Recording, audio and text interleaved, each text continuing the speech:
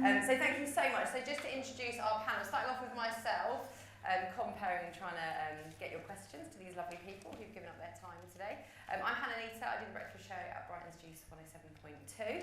Sitting on our far left is Peter Carr, who is the MP, Labour MP for Hove and Portslade. We've got Stephen Grant, who is a comedian and compere, often a comedian, and doing lots of other amazing things. He normally is a compere, so I feel under pressure. Luckily, I don't have to be funny. Also got Fiona Grant here, Fiona Martin, sorry, who's the founding director and head of employment law at Martin Sell Solicitors, which is a campaigning law firm, and they specialise in equality law. To my right, I've got Steve Bell, who is the Conservative councillor for Woodingdean and a Vote Leave representative. Good afternoon. And on the far right, I've got Frank Leduc, who's been a journalist for more than 30 years, very knowledgeable, spent some time at the Times and the Financial Times. Have you met him? In local newspapers, sorry? Have you met him before? I have. In 2009, he and a colleague set up Brighton and Hove News, which is a website that you may check out after Juice. So I think how this is going to work is, I know that a lot of you have got questions. So I've got your names here, so I will run through your questions and we will give each of you a chance to answer the question, and so everyone gets a say, and then we'll go to our next question. I hope that sounds good. And you are all ready. So starting off with Angie Saunders has a question. Where are you, Angie? Lovely. If you'd like to go ahead. For the Vote Leave, what will happen to our Food Standards Agency? I know most people don't know what that is, but the people that protect our food from getting basically rubbish in it. We're going to do it with the microphone, I think, so that everyone can hear it. Specific. I don't want to go all the way over. Hello? Hello? No, it's not. Is it? There we go. There you go. Sorry. Do you want to give your question again? That's cool. What will happen to you, the Food Steve. Standards Agency if we leave? I know most people don't know what the Food Standards Agency is and what they do. Basically, what they do is they protect our food industry, so our meat, our vegetables, our chickens, our fish, from basically coming into the system where you eat it, so Tesco's, Sainsbury's, whatever, from having all the disease and the abscesses and the cysts and stuff in. Steve, do you want to start? Yeah, there? sure. Yeah, there'll be no change in that. I think there's a big myth out there that come June the 24th, should we vote leave, that the sun won't rise, that there will be an eclipse, that will it be plagues of locusts and dinosaurs be roaming the earth. There will be no change. That's the first thing. And there potentially will be no change for the 2 years after that, while negotiations go through. There will be other issues which will affect, but basically there is no change. There's no change in government. There's no change of any of the agencies that's out there. So things will continue as normal, albeit behind the scenes there will be renegotiations and things like that. But basically there won't be any change at all. Okay, so what about the 2 years after that? No, well, it won't be, because we'll eat food, so there's no way is anyone going to not allow the food to be protected, but The reason why I was asking is because Can you just turn the audience mic on? Thank you. Sorry. The reason why I was asking is because in America, when they came out of whatever they did, they deregulated their food industry, and they were serving calcified cyst, which is basically tapeworms, to children in schools and hospitals and stuff like that. I'm sitting there thinking, well, if they can do it over there, what's going to happen in England? Okay, but that's not affected by the EU in that sense. We're not going to deregulate anything over here along those lines for our foods. In actual fact, no matter which government is in, whichever colour, everybody here will do everything they can from any political party to ensure the safety of the food and the populace. So I wouldn't worry about that. Certainly neither party would allow the other party to do anything like that at all, which would affect each and everyone's well-being. Thank you, Steve. Do you want to? Yeah, I was going to say that I think it's recognised that really for 2 years not a lot will happen, because it's about trade and about looking at who we will trade with and what sort of regulation that we'll have to comply with as part of international trading. But the one thing about EU regulations is that they are very high standards, higher than other areas, and while we have that regulation at the moment, it protects us from more unsavoury goings on that go on in the food industry. Thank you, Peter. Thanks. this is a theme that you're going to hear repeatedly from Steve, and you've heard it from the outset, and that's this. Nothing's going to change, but everything's going to change. You can't have both. We need to leave the European Union because fundamental things have to change. But don't worry, everything will feel exactly the same. You're going to hear it time and time and time again. Now, this is just one great example. I don't know everything about the Food Standards Agency. I do know about the E-numbers, and I know about the harmonisation of regulations, which you just heard about, which means that across the whole continent we have very high standards. Why? Because 74% of all agricultural exports from this country go to the European Union.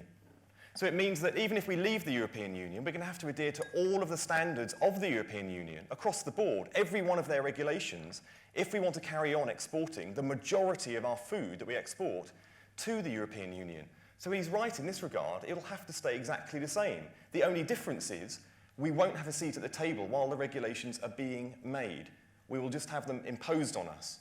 65% of all the workers that work in our agricultural sector come from the European Union.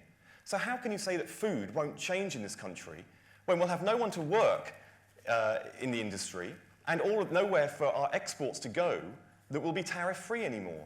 So it's just one good example. We don't talk about agriculture in our daily lives at all, but it's one example of how leaving the European Union would have a profound impact on an industrial sector, but also on the way we regulate our society and the food we eat, one of the basic things that we as human beings do. I don't know anything about it, but I'm already feeling hungry. But cheers for mentioning food. Cheers. I made a lamb to read this morning, so don't Oh, okay, all right. Personally, I hadn't thought about food standards. The reality is there are loads of European-wide standards that Britain has as a result of negotiations that have taken part in the EU. If you live in Brighton, things like clean waters and clean beaches and even things like the water we drink out the tap are all things that are in some way related to that, and food would be one of those. Thank you so much. That was really interesting. By the legal eagle as well for the FSA. He was basically told everyone's job's going to go in 2 years. Wow. Scary. Really Thanks. scary. Change your mind, Steve? More No, not confident in actual fact base. Okay.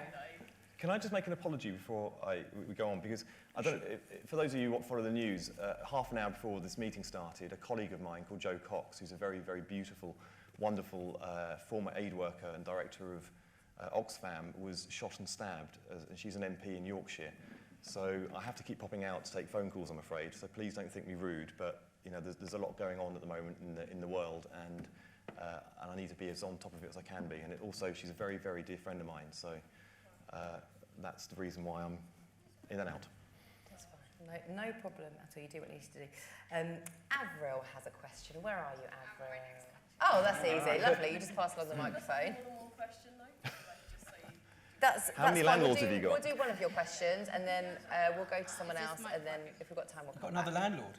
Can we have the is it on? Okay. If we leave the EU, will we be charged to travel around Europe? To travel around Europe. So if we leave the EU, we'll be charged to travel around Europe. Peter? Yes. Because you won't be charged when you get to the border. You probably won't be charged. You'll have paperwork you'll probably have to do. You'll probably be standing in queues, because we keep hearing about this whole debate being about the establishment wanting to do us over. The establishment disappear off into dark rooms so they see how they could do over the people who live in Portslade and Hangleton and Moulsecoombe and Brighton. But actually, the establishment are always fine, because they'll be going fast track while we're standing in a queue with the Americans trying to get into France. So we won't be charged a flat rate when we go into one of these countries, but think of all the burdens that we'll have to do. When we travel abroad, we won't be able to use our phones anymore to make phone calls home out of our normal tariff. A European directive comes into force at the end of this year, which means that all phone tariffs are applied across the European Union. 28 nations we can travel to and pay the same for data, text, and calls as we would if we were here at home calling our family. These are the huge advantages we have and we've obtained through fighting together as a group of 28 nations.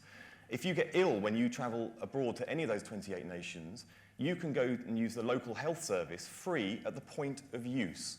The cost of it is recharged back to our National Health Service here. That's true in any of the 28 nations, whether you visit for one day on a day trip or whether you go to live there. There are 2 million Britons who are retired in France and Spain, all of them having access to a health service free at the point of use. So, I had once when I was on holiday. When I was in Austria, I had to go to hospital. I think it was free. I can't remember. yeah. So my mum sorted it all out. Yeah, so, well, it would have been free. So these are the kind of things. So you wouldn't be charged a one-off thing, but suddenly the cost of being there, living there, travelling there, working there, will have go through the roof. And those are the things that are a step absolutely back in the wrong direction. And I'm sure soon we'll talk about business, because business will face outright tariffs. So for them, it will be a charge to get into their country. Does anyone Yeah, want to say absolutely. Thank you for the scare story there, Peter. It's, Well, saying the truth isn't scary. But it is. Exploiting, no, it is. What This have is what I wanted Steve, to what have I said that's not true? The E115 is can be done under bilateral agreement. Similarly, as we do a lot of other deals with countries which are not within the EU. And E115 can easily be done that, so that travelling in the European Union will still be charged back. No, you can't say you will. You can't, until it's negotiated, it's not fact. Negotiation. It's not fact until you've negotiated it. Yeah, but it's a fear that it might be taken away. Well, it might be, because it hasn't been negotiated. But can I just say to you, someone who, and probably the only one on this panel, who travelled abroad before we were a member of the European Union, who actually studied abroad before we were a member of the European Union, I can tell you this.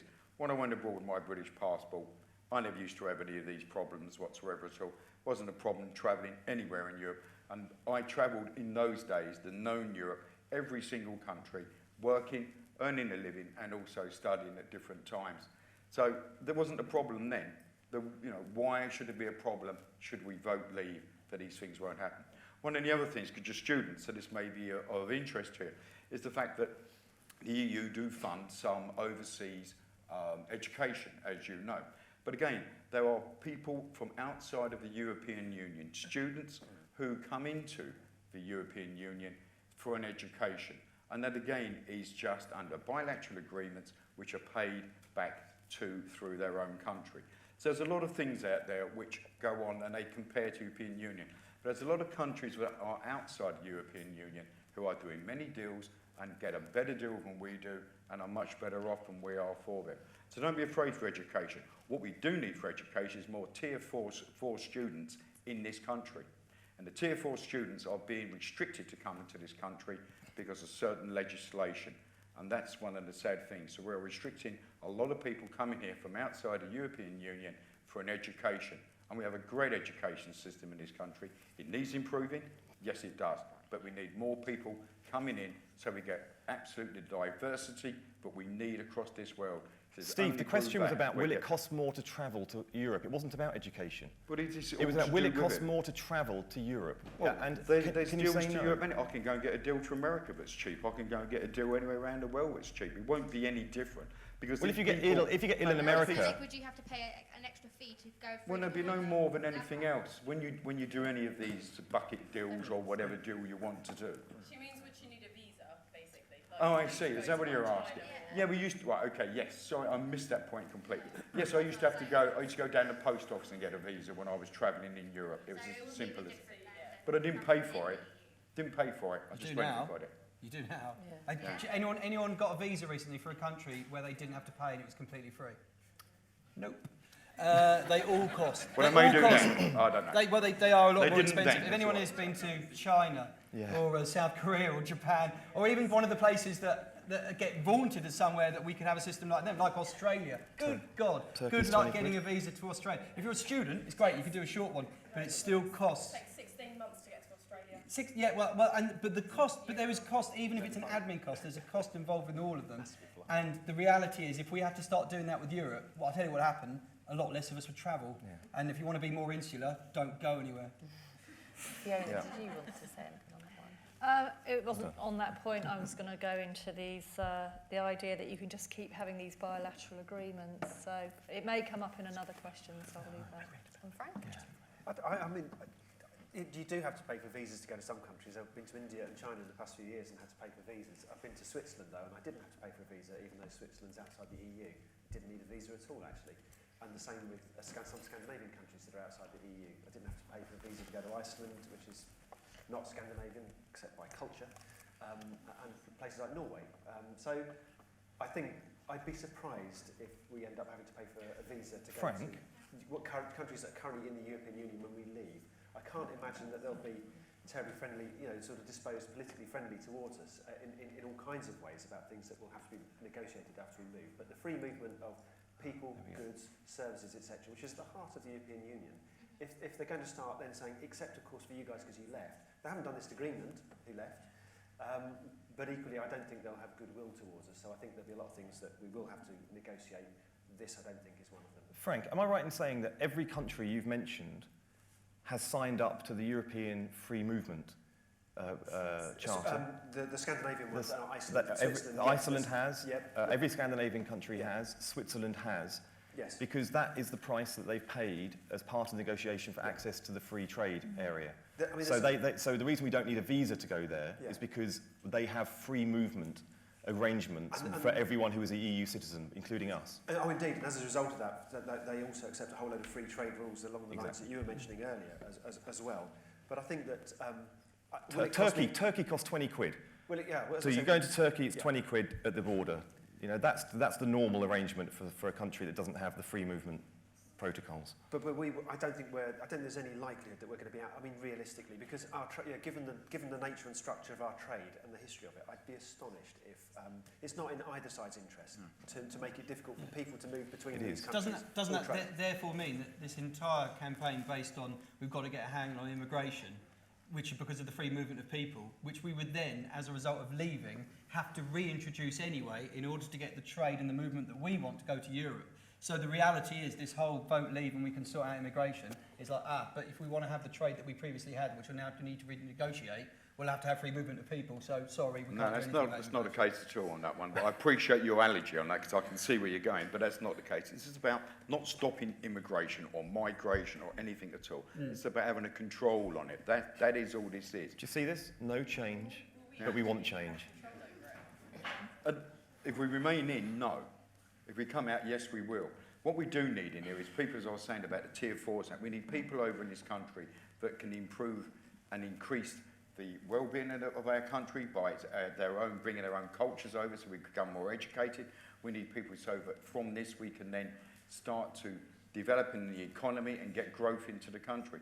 We need the skills to do that and the mindsets to do that. We need the people from the Asians and from America. These are the ones that we need to start coming into our country, as well as some will be the old European Union in my mind, because of the skills and mindsets that we need there. We're not saying you cannot come in. What we're looking at is just controlling, so we can try and get the numbers down. The pressure on the infrastructure in our country at the moment, irrespective of whether we stay or whether we go, is massive. And this is where us as parties and politically together, we've got to work together to see what we can do to improve the lives of each and everyday people. And that is something where sometimes we've got to put politics aside and look for what's good for the benefit of the people in our country at this time. And I believe to do that, we've got to put a slight control over who comes in so we can sort out those in here already that live here or are over here working, but we can provide them with a good standard of living and life. I don't think that's being unfair or unreasonable. Shall we move on to another question? Because we've got 40 minutes left and we're getting through. I'd love to explore that. Tomorrow night. Well, let me just ask Steve this question then. We leave the European Union, we leave the free movement of people so that we can make sure we get the right quality of people in here. Now, for me, that means two things. How do we know we're going to get the right type of person, whatever that means, with the right skills, presumably, and having the right language skills? It means we're going to have to test them. Now, presumably, Steve doesn't want them all to come here to be tested. So we're going to have presumably, testing centres all over the world. Peter, you just... Well, how else are we going to do it? So how else do you get the right people? Because this comes through businesses, where large business corporations, want to bring certain skills. That's exactly what we have now. No, we don't. People don't come here without a job. Very few people come here without a job in advance. We need more. There are more. We know that, and you know that. There's some out there that we can't bring in, but we want to bring in. So you have to test them before they come in, then. Shall we move on to the next question? I think we're going into immigration, which I'm sure. And secondly, else has can I just quickly, because it's a really important point about who we are as a nation. Because the assumption is that we shut the borders down, we say we don't want to be part of Europe, that we withdraw from a lot of the economic and social aspects of life on the continent, and then we then say we only want the best. But the thing is, what an arrogant way of viewing the rest of the world, because why would the best want to come to a nation like that? We all assume in England that everybody, come what may, will be desperate to get into this country.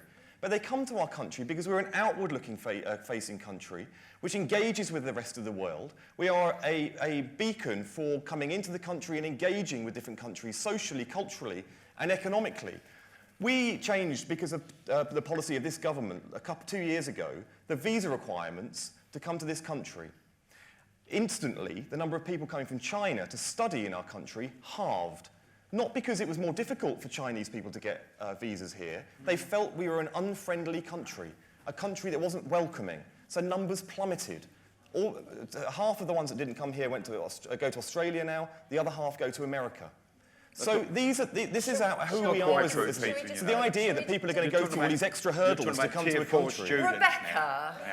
Lovely, thank you. Rebecca's going to ask a question because we've diverted slightly and these students have given up their time to ask you questions. So, lovely. Rebecca Scrivens, your question, please. Yeah, each side of the debate claim to have their own views and facts on why we should leave or remain. Yet, from what I've seen, they're basically the same aspects called into question, and that has been slightly adapted for both sides. Is there any kind of clear individual points as why we should leave or remain that haven't really been bounced off each other? Any points? I don't think there has, to be honest. Unless someone's going to come up with something. No one's mentioned the food station safety. Yeah. Hang on. I might come and listen to you, because I think you're quite good at it. You're more entertaining than Peter, and I thought that would be more. But no, I don't think there has. I think most people, unless there's always a rabbit that might come out of a hat. But at the moment, I think we've batted everything either way, haven't we, Peter, or not? Unless you've got a rabbit, you're not going to tell me. The frustration, the challenge that I have in this whole debate is that it's the first political campaign I've ever been involved in where expert opinion doesn't count. And that's very frustrating for me. I mean, I've toured now the whole region. Yesterday I was in Rochester and Sevenoaks. I've been in Dover 3 times now. I'm going to the Isle of Wight the day after tomorrow. And a lot of people you meet, and a lot of, well, I love that, I grew up in Bognor. I love this part of the country, not just the bit in the middle or the little bit in the middle that voted Labour. And I want to hear what people have got to say. And it's really interesting because that we're in a situation where all of the evidence is on one side, because we have fact, we have history, and we have expert opinion all on one side. There's not one single independent economic report, not one, in the world that says that Britain will prosper more outside the EU than inside. So when you get to that debate, and yet still almost half the population want to leave, then you've got to really start to think, how are people making their decisions? And people are voting in this referendum, they're attaching an awful lot, which aren't strictly to do with the European Union. And there's a lot of discontent about their own communities, families, and the way things are working, particularly in the south, in some of the coastal towns. And those are issues that I care about hugely on the left, and those are the things that are coming to play in a way we never have before. So if you want expert opinion and fact, there's only one side of the debate that has it. If you want emotion and you want a rounded debate about who we are as a country, well, that seems to be where we're going. Stephen, do you want to have a say on this? So just want to say quickly, the point you're making is there other facets of the argument that aren't being covered yet? Because people are concentrating on the same thing. Yeah, I think it's a really big one as well. And I was kind of hoping it matters to a lot of you guys as well as us back here, which is what sort of people were we becoming? I'm quite strongly Remain. At the beginning, I genuinely wasn't. I got quite a lot of friends who were really quite sort of like proper, full-on socialists, And a lot of them weren't entirely sure if they wanted to be in the EU. They considered it to be a fairly capitalist organisation, quite autonomous, and it didn't really sit very well with their ideas of democracy. But I felt that it was an issue that had to be dealt with away from this, this ad hominem where you say, oh, I don't like Boris Johnson, so I'm going to vote Remain, or I can't stand Cameron, so I'm going to vote Leave and give him a bloody nose. I just thought, well, I'm going to take personalities out of it. I'm going to try and argue this, or, try and get an appreciation of this on the basis of the facts available, bearing in mind the fact that both Cameron and Corbyn would be saying stay in. For a lot of people in the Remain campaign, I'm sure Steve will probably agree with this as well, thought that this would be a way of making sure that the whole country voted. But there are a lot of people out there who are just disenfranchised with politics full stop, who think, do you know what, if both of you are saying stay, I'm going to say go, because my life is shit. And I don't think politicians don't do anything to help me. So as a result, I'm going to tell you both to get lost, right? And so the reality is, a lot of people are voting on the basis of where their heart is, and this is the reason why what Peter's saying, this facts-based decision making, it just doesn't seem to be happening. But the thing is, I was chatting to my wife about this as well. I went through this process. I've got to the conclusion that I believe that my feelings of the right decision I'll remain, and like to think everybody else would do a similar process as well. But if we do end up leaving, I don't like what that says about Britain as a country. The fact that we are supposed to be sort of progressive, innovative, intelligent, forward-thinking, connected. You know, we are the country where so many European businesses have their headquarters in Britain, because Britain is a place that is considered to be neutral. In the same way as the UN is in New York, because New York, if you've ever been to the States, is the most progressive thinking part of the States. They wouldn't have it in Atlanta. Let's be brutally honest, okay, right? So the fact is, you know, that Britain has got this reputation, and we genuinely, I think we're so buried in the things we're trying to argue about, fighting media representation, trying to argue facts. We stopped thinking, what is it actually going to say about British people? Because currently, in a lot of ways, we don't have a great rep. I mean, what's going on in the Euros right now does not make English people specifically, not so much the Welsh, obviously, or the Northern Irish, look particularly good. And my genuine issue right now is that we're looking about that, you know, there's going to be the short term, that if we leave, how is that going, that recession, how is that going to affect our lives? Then the slightly more long term, to will Britain be able to build itself back up again? It's a lot of what ifs, and it is genuinely a leap in the dark, and I agree with both the Labour and the Tories on that. But then there's the longer term. What does it say about Britain? That we wanted to be at the table with the EU, making all the decisions, being part of the future of not just our country, but of the continent, and then one day we turned away and went, sod ya, we're going to do it on our own. I don't think that makes us out to be particularly nice people. And I'll be honest with you, I've been on Rightmove looking at properties in Ireland. So, just... The prices are going up at the moment. They are, exactly. I know, you know, it's not good for the pound or for the shares in the FTSE right now, but if you've got property to sell in Ireland right now, this indecision is absolutely gold. So I think that I think the question that's not being covered is, what does this say to the rest of the world about us? And I don't think it says a particularly good thing. That's interesting. Fiona, did you want to add anything to that? I would just say that, you know, I do a lot of equality law, and there's been a lot said about, you know, our laws and sovereignty and having more control. So I did take the trouble of going to speak to a Swiss lawyer who deals with business to just find out, you know, how does it work for Switzerland? There's been a lot bandied around about, you know, how great it is for Switzerland and how great it is for Norway. And what he told me was that it's very difficult for the Swiss economy. They actually have 120 bilateral agreements in place. They are subject to the same immigration quotas, if not more so. They've got very large sort of proportion of their working population comes from migration. I think it's something like 28%, and it's about 10 in the UK. But more and more, if they want to trade in Europe, they're being put under pressure to get involved in packages. So the reality is that they're outside, but they actually have to respond to the same quotas as us.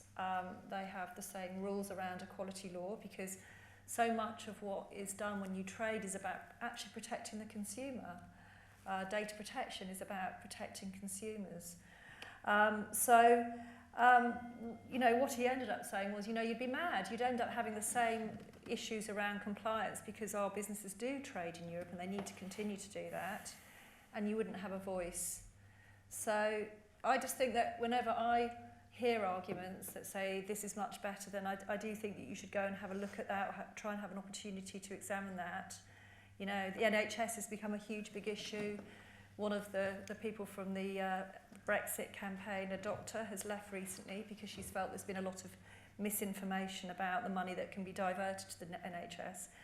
There are, you know, this whole campaign, I think, on leave is about misinformation. And I think you owe it to yourselves to go and perhaps investigate and find out what's true and what isn't.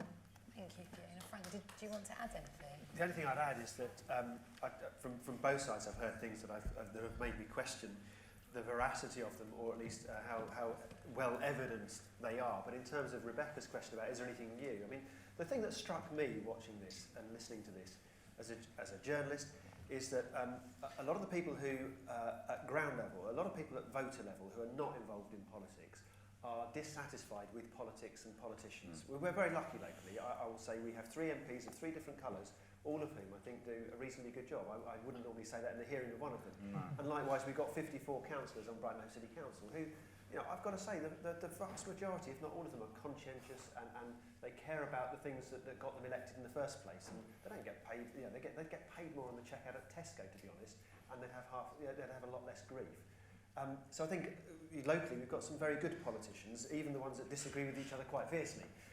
But I do think that more widely there is a disenchantment with politics and the political class, and that the European Union is seen as even more remote than Westminster is seen as, which is even more remote than Brighton Hove City Council is seen as. And I think that for a lot of people in this referendum, it's a chance to vote against the establishment, just as you're seeing in other countries like America, where Donald Trump, disagreeable though he may seem to us, is popular with many people because he is articulating things that grievances that don't normally get aired properly in political circles.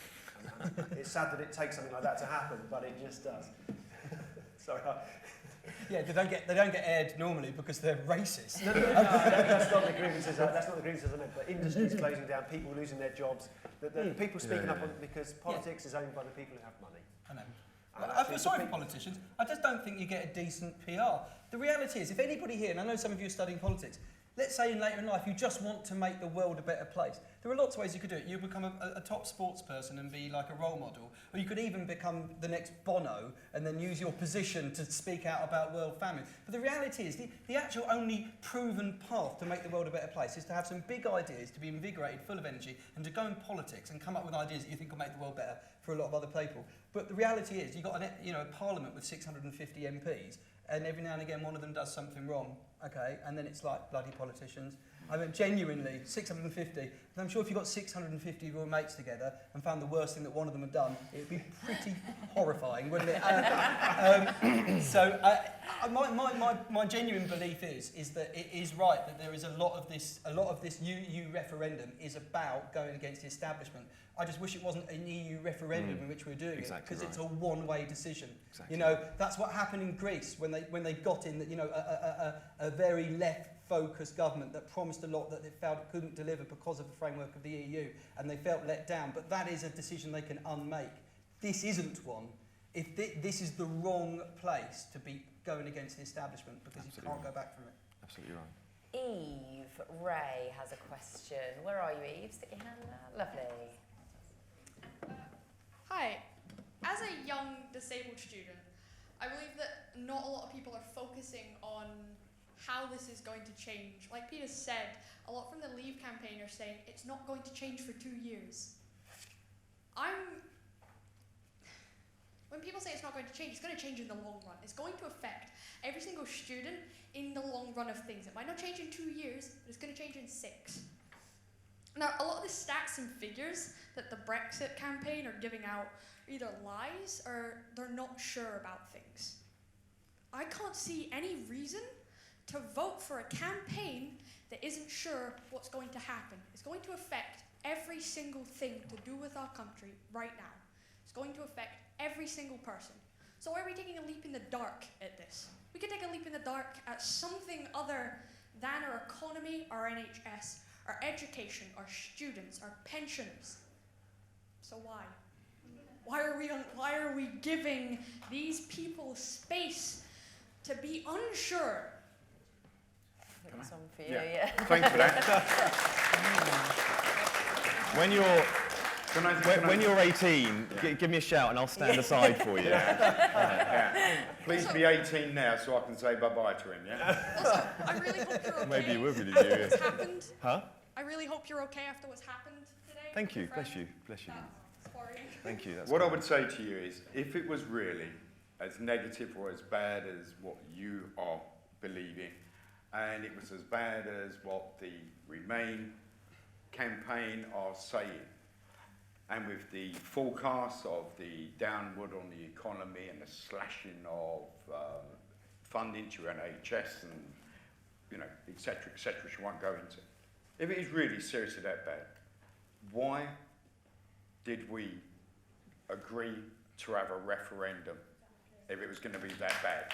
I Because agree. David We shouldn't have yeah. had one. We shouldn't have had one. It's a good We question. agree. It isn't going to be that bad, and they wouldn't have brought this through if they thought it was going to be. Our Prime Minister originally believed that we should leave the EU, and then he didn't.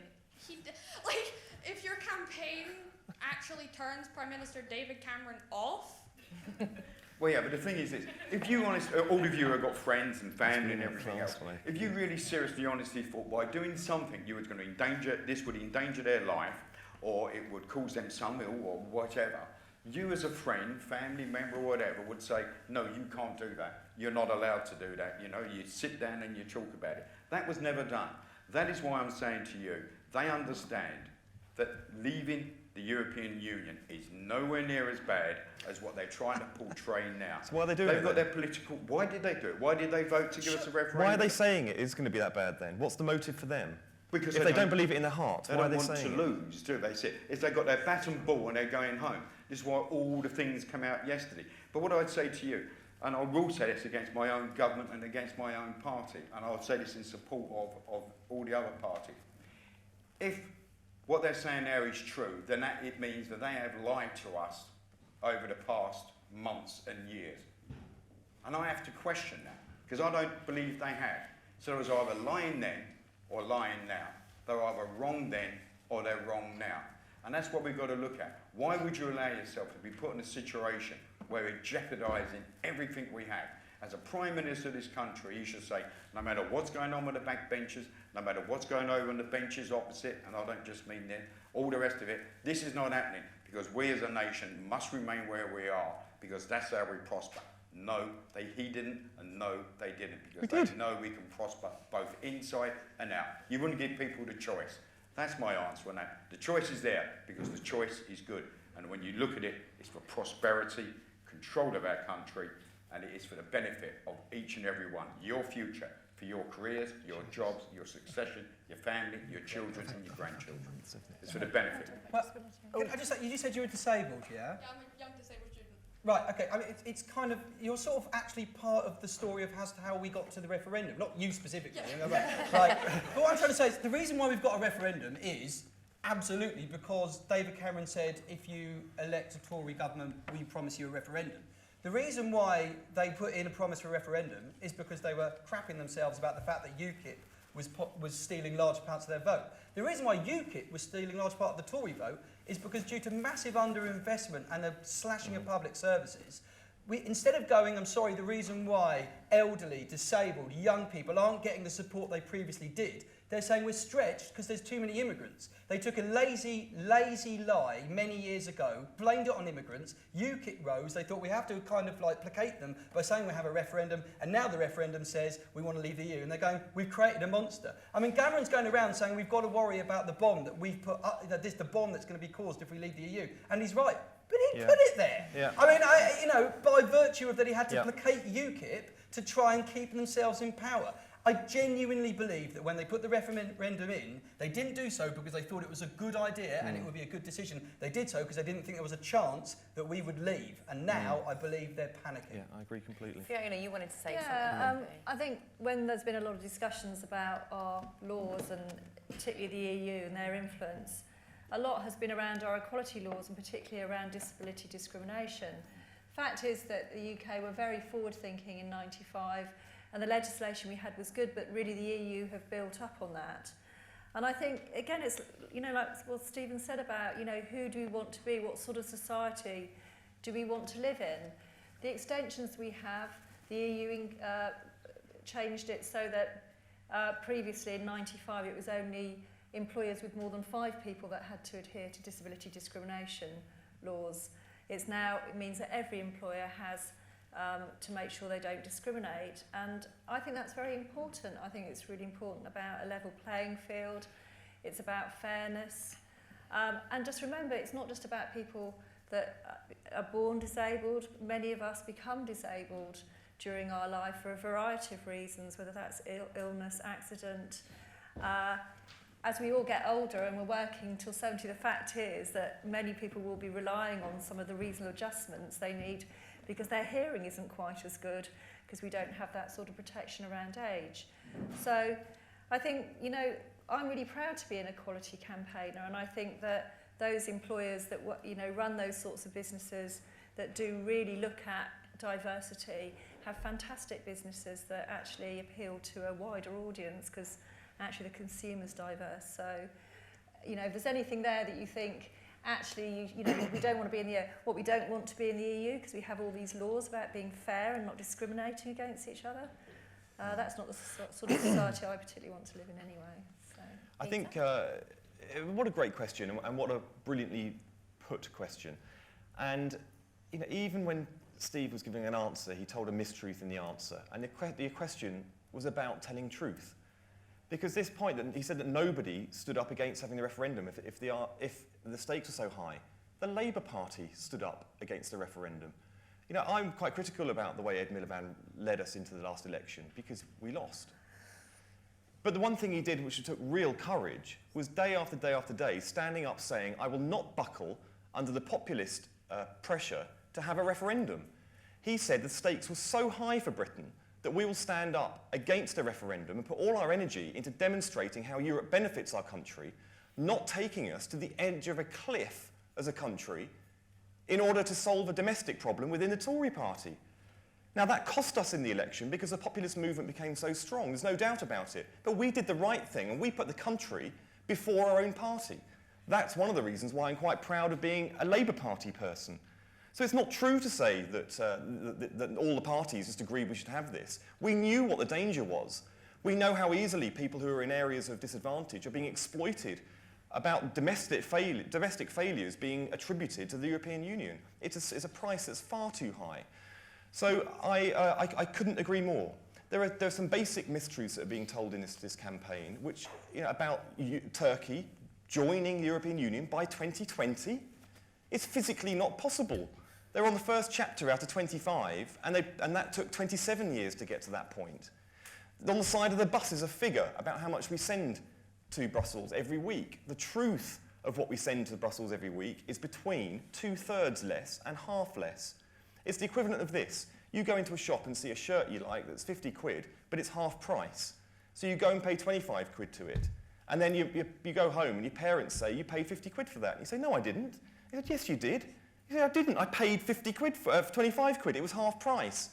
And they're saying, no, but it says before the discount, it was 50 quid. Well, of course you know that common sense says it's half that. And this is what's constantly coming out. So we have promises about what's happening when you leave the European Union. The promises are based on mistruths about what's happening in the European Union today. So don't look for one fact that's going to sway you one way or another if you are undecided. Look to our history. Look to the fact that we are, since the Second World War, every time Britain and all of its neighbours and countries on the continent of Europe work together, collaborate together, solve problems together, and they work to actually harmonise solutions to the big problems we face as a world and a country and a community, we succeed. It delivers security, it delivers peace, and it delivers economic prosperity. Every time the opposite is the case, it delivers territorialism, overt competition, nationalism, and it leads, unfortunately, to conflict, whether it be diplomatic conflict or military conflict. I was an aid worker for 10 years in the Balkans, war on this continent, in our lifetimes. These things can happen. The price of leaving is too high to even contemplate, let alone walk down that way. Frank? Thank you. I'm just, first of all, I'm intrigued by your question because I'm old enough to have been alive before we were in the European Union, the European Community, or the Common Market as it was then called. We were the only country of all those that had disability legislation, as I'm sure Fiona will recall, the very early acts in the late 60s and early 70s, which gave rights to people who didn't enjoy the same abilities that everybody does. And Europe has played catch-up with us, and other parts of the world have. And I'm delighted by that, I really am. And I don't imagine whether we're in or out of Europe will make much difference, to be honest, in things like that as well. In terms of the rise of UKIP, though, that's taken in the south where we live a lot of votes off Conservatives in places, in parts of the country, and we've seen the contest focused in places like Thanet North, where Nigel Farage stood. But in the north, one of the things that cost Peter's party at the last general election was the fact that UKIP were taking votes off them in deep Labour-held constituencies, and one of Peter's colleagues, Frank Field, who is a Leave campaigner, was very clear about this on Question Time the other week. He wouldn't say, oh, it's going to be great if we leave or great if we stay. We don't know. It is a leap in the dark. We don't know. Either way is a leap in the dark, to be honest, because we don't know what European legislation will come out of Brussels and will be agreed by, actually, let's face it, some of it's agreed between our 28 national governments as well in the Forum of Brussels. So we don't know what the future holds in the European Union either. But we do know economically it's the slowest growing continental bloc, if you like, of all in the world. It's much slower growing than Asia at the moment, and much slower growing than North America. I mean, again, that may be different in 5 or 10 years' time. Economies, we can't say that's because Europe's bad or because NAFTA's good or because Asia's wonderful at the moment. We honestly don't know these things, and I know Peter was saying earlier, all the experts are in agreement on one side of the debate at the moment. That, as a journalist, always makes me feel very sceptical. I'm not saying they're wrong, but it makes me feel sceptical, and I question that. And the other thing Peter said about Ed Miliband, he stood up on a particular platform and said, I won't buckle to the popular voice. To me, I think one of his big mistakes actually was not, in a democracy, not listening to the people. And there may be things that he said which were very good in the last election campaign, and things which David Cameron said which were good. But I think one thing that David Cameron did very smartly as a political operator was to listen to the public mood.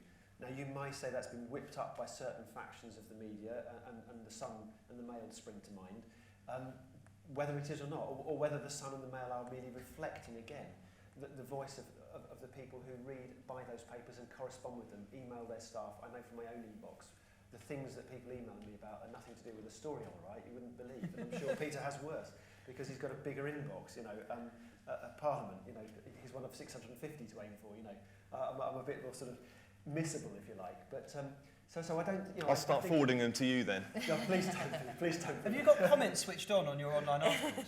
Yes, always. Oh my God! It's like yours in the Argus. I call it like tightrope walking. It's very interesting, but don't look down. Yeah. I mean, absolutely, yeah. I hope frightening. I hope, Stephen, that ours aren't are on the same level as the Argus. While we don't moderate comments, we're very quick. I think if people are leaving stuff that is, first of all, I think we're very lucky that people recognise our comments forum is a little bit more measured, I think, if I can put it that way. We can't regulate Facebook, but we can hide comments if they're offensive or defamatory. I read the one on the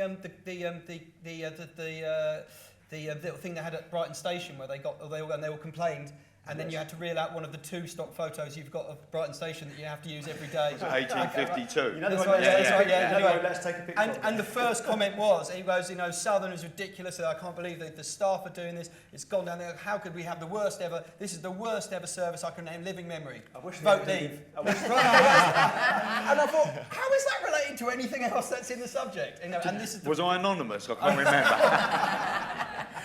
So I think that might be a good place to leave it because we're just coming up to 4 o'clock. But thank you so much for your questions. You. I mean, I'll do a poll. guys Do a poll. Absolutely. So you can put your hands up. Can we do a really quick poll of what you guys are thinking of doing? Just because it'd be quite. I've got a lot of work to do later on. You never know. Oh, yeah, I do. Starting off with, who's thinking of voting Remain? Hardly anyone. I can't. That's amazing, isn't it? Hardly anyone here. And vote Leave? Hey. The eyes have it. Has anyone changed their mind or made up their mind after today? More? Oh, interesting. That's really interesting. Who's still undecided? That's amazing. Yeah. Frank. That's really amazing. Make sure you speak to your parents, because when I was walking here along the seafront a bit earlier, there were 2 ladies in front of me and they were talking about it, and this woman said, I was going to vote to leave, I was going to vote to leave.